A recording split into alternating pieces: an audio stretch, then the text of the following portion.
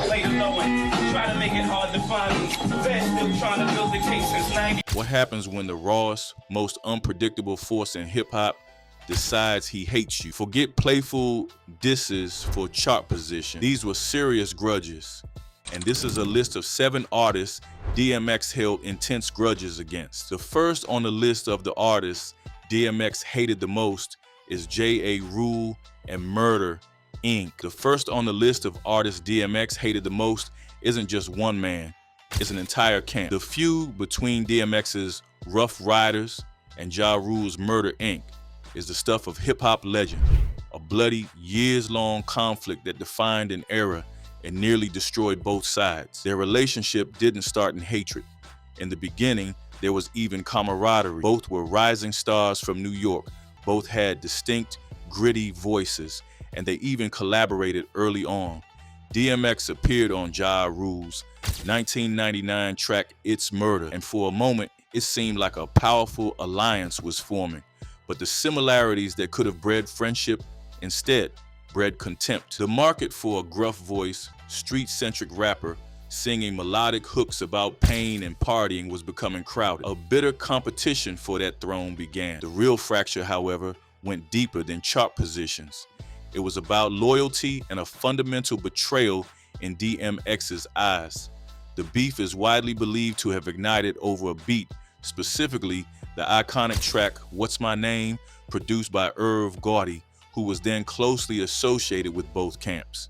The story goes that the beat was initially intended for DMX.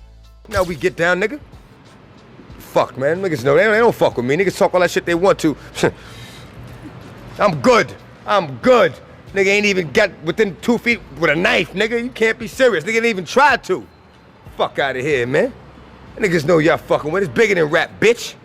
Bigger than rap, nigga. And you know who the fuck I'm talking to, nigga. You only alive because of me, motherfucker. You only alive because of me, you fucking faggot.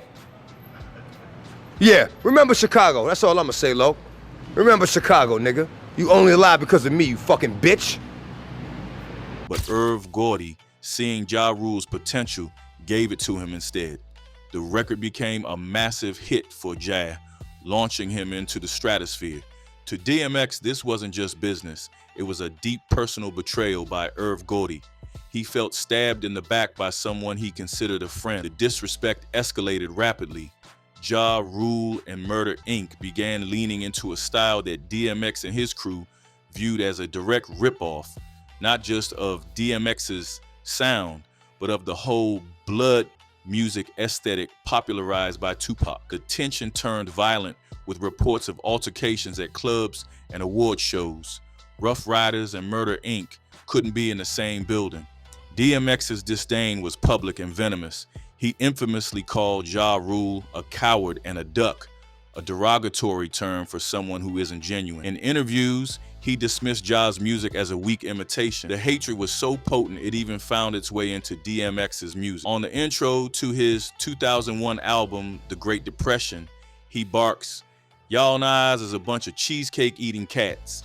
This is dog food. Stop biting my shit." The beef simmered for years, a low-grade war that defined early 2000s hip-hop. Even decades later, the wounds never fully healed. While there were moments of public detente, especially in the years leading up to X's passing, the history was too bloody, the betrayal too deep. For DMX, the name Ja Rule and Murder, Inc. represented disloyalty, theft, and a violation of the street code he held sacred. This wasn't just a beef, it was a war for identity. The second on the list of artists DMX hated the most is Swizz Beatz. This entry is the most complicated and in many ways the most painful on our list, because the rivalry between DMX and Swizz Beatz wasn't born out of initial hatred, but out of a broken brotherhood. This is a story of a prodigy and his mentor, a partnership that created some of the most explosive hip-hop anthems ever made, shattered by money, mistrust, and misunderstanding. Swizz Beatz was a teenage prodigy, the nephew of Rough Riders founders Joaquin Wah and Darren D. Dean. He produced DMX's earth-shattering hit, Rough Riders Anthem, a track that didn't just define a song, it defined a movement. Together, DMX and Swizz became an unstoppable force. Party Up, Up in Here, Get It on the Floor, countless classics. Swizz was the architect of DMX's signature sound, and DMX was the explosive voice that brought Swizz's chaotic beats to life.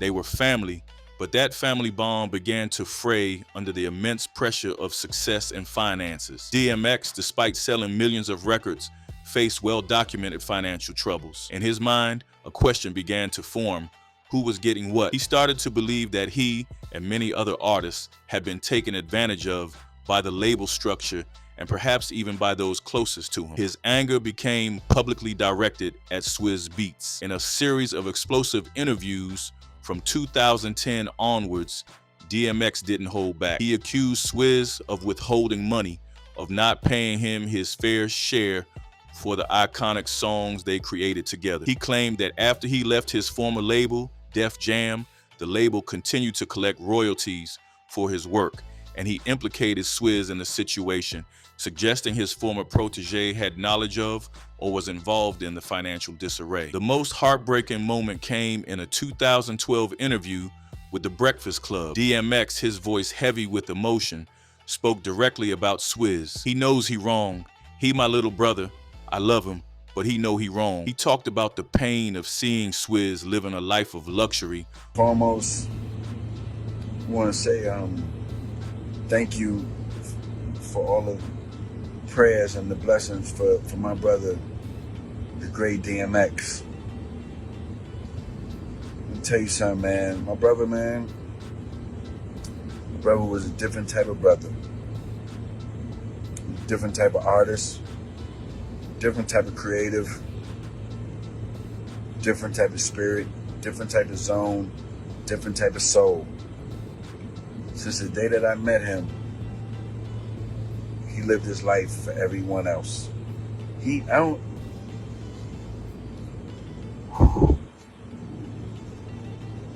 never seen him live his life for himself. While he, the voice on the hits, was struggling. This wasn't the rage-filled bark of his Ja Rule beef. This was the sound of a deeply hurt man feeling betrayed by someone he helped raise.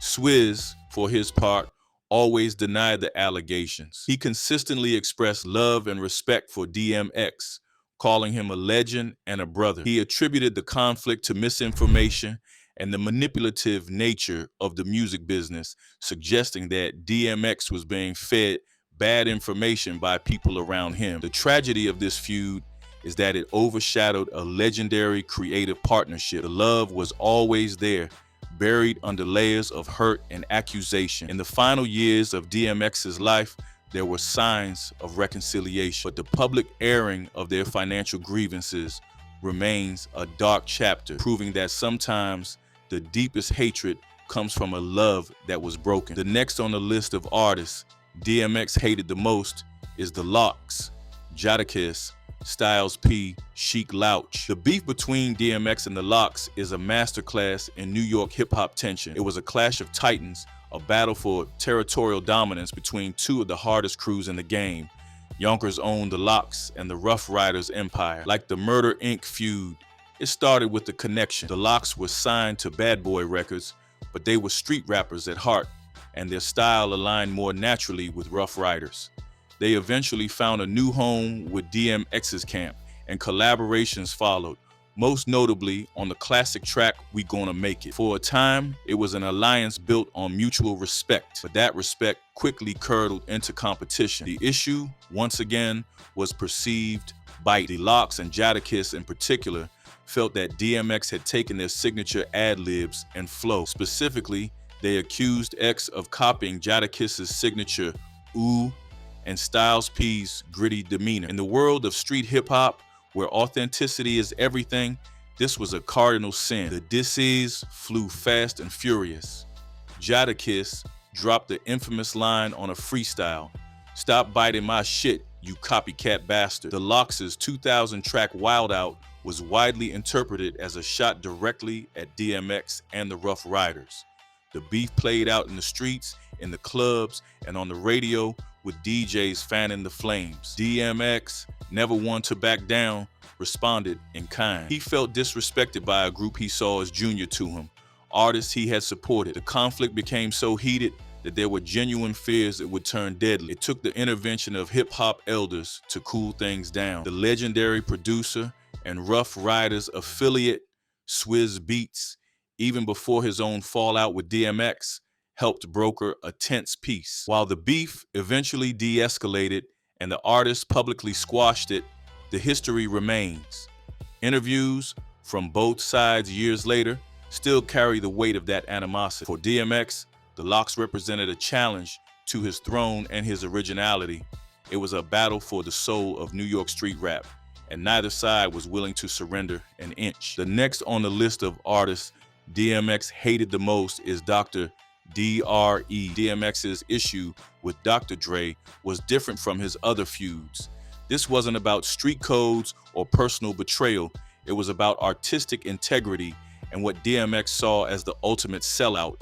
The hatred was rooted in a profound disdain for inauthenticity. The spark was the 1999 Source Awards.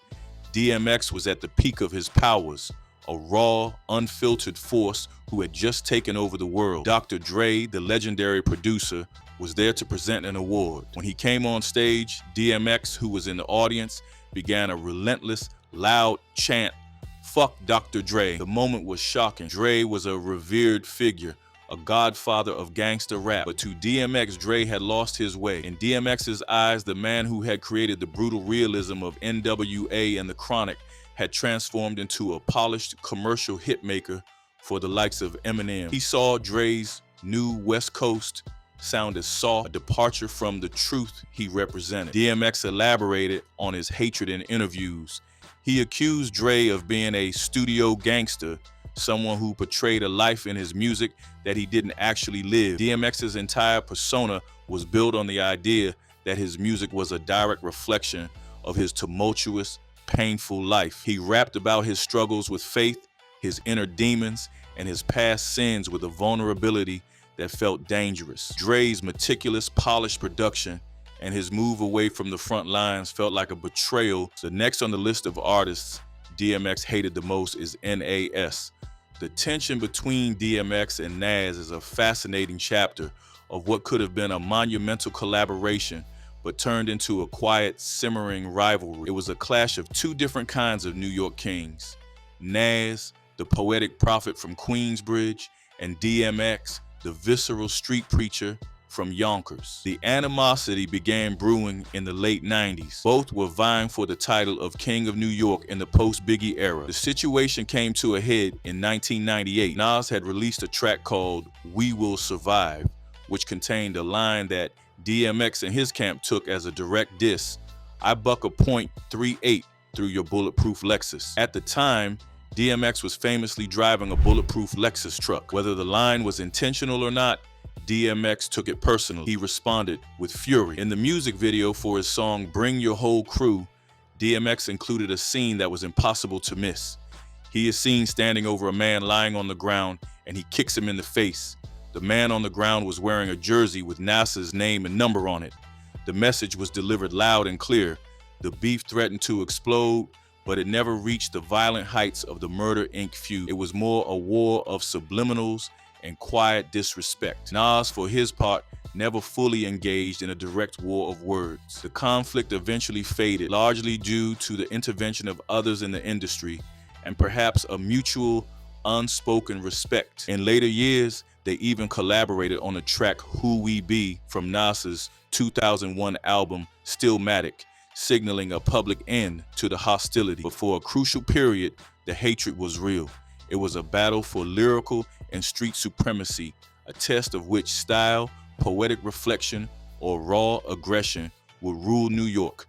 The next on the list of artists DMX hated the most is Ice Cube. DMX's problem with Ice Cube shares a similarity with his issue with Dr. Dre.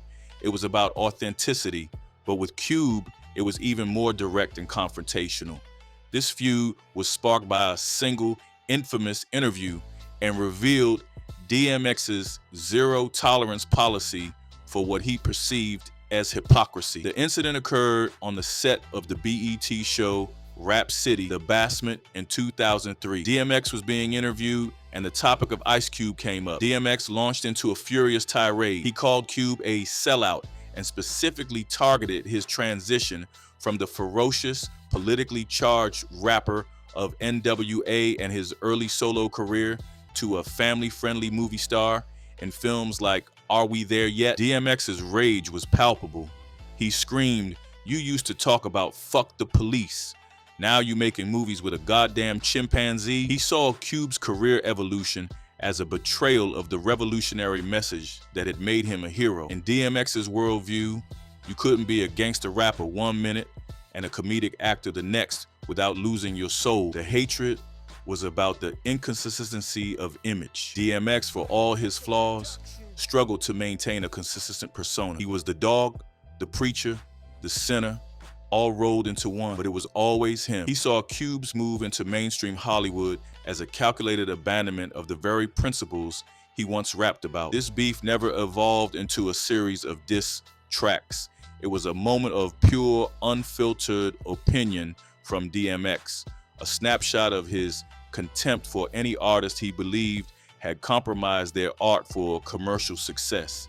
It was another example of his philosophical war against the industry he was forced to navigate. The next on the list of artists DMX hated the most is 50 Cent. The final entry on our list is 50 Cent. This rivalry represents a passing of the torch, a moment when the old guard was challenged by a new, equally ruthless force. The hatred between DMX and 50 Cent was brief but intensely bitter, a clash of generations and egos. The beef ignited in the early 2000s, just as 50 Cent was exploding onto the scene with Get Rich or Die Trying. 50, a master marketer, understood that taking shots at established legends was a surefire way to generate headlines. He began taking aim at DMX, questioning his relevance and mocking his legal and personal troubles. DMX, already battling his demons, did not take kindly to the disrespect from the newcomer. He fired back in interviews, dismissing 50 Cent's tough guy image. In one particularly memorable exchange, DMX challenged 50's credibility, pointing out the irony of 50 being shot 9 times yet still claiming invincibility. DMX said in his characteristic growl, "You got shot 9 times. Nah, you ain't invincible." You proved that. The peak of the beef was a near physical confrontation backstage at the 2003 MTV Video Music Awards. Reports indicated that the two camps had to be separated, and the animosity was so thick it threatened to derail the entire event. This feud was about territory. DMX was the reigning king of hardcore hip-hop, and 50 Cent was the young, hungry challenger. 50's taunts were designed to provoke, and DMX's responses were those of a wounded king defending his crown. The hatred was fueled by the undeniable fact that 50's star was rising as DMX's was beginning to fade amidst his personal struggles. It was a painful public acknowledgement of a changing of the guard. Through all of it, the betrayals, the philosophical clashes, the battles for respect, DMX never compromised. His hatreds were as much a part of his legacy as his anthems. They were born from a place of fierce loyalty, a demand for authenticity, and a pain that he carried with him every day. Whether it was the bitter war with Ja Rule, the heartbreaking fracture with Swizz Beatz, or the principled stand against artists he saw as sellouts, every conflict revealed a piece of the complex, tormented soul that was Earl DMX Simmons. Some rivalries were about broken bonds, others about bruised egos, but all showed how fiercely DMX guarded his truth. Now it's over to you. Was the fallout with Swizz Beatz the deepest cut because of their brotherhood? Did the sheer scale of the Murder Inc. beef make it the most defining? Or was his philosophical stand against Dr. Dre the most revealing of his character? Drop your thoughts in the comments below. Let us know which DMX feud you think was the most intense. Hit that like button if you appreciated this look into the dark side of hip-hop history, and subscribe for more untold stories from the world of music. Thanks for watching.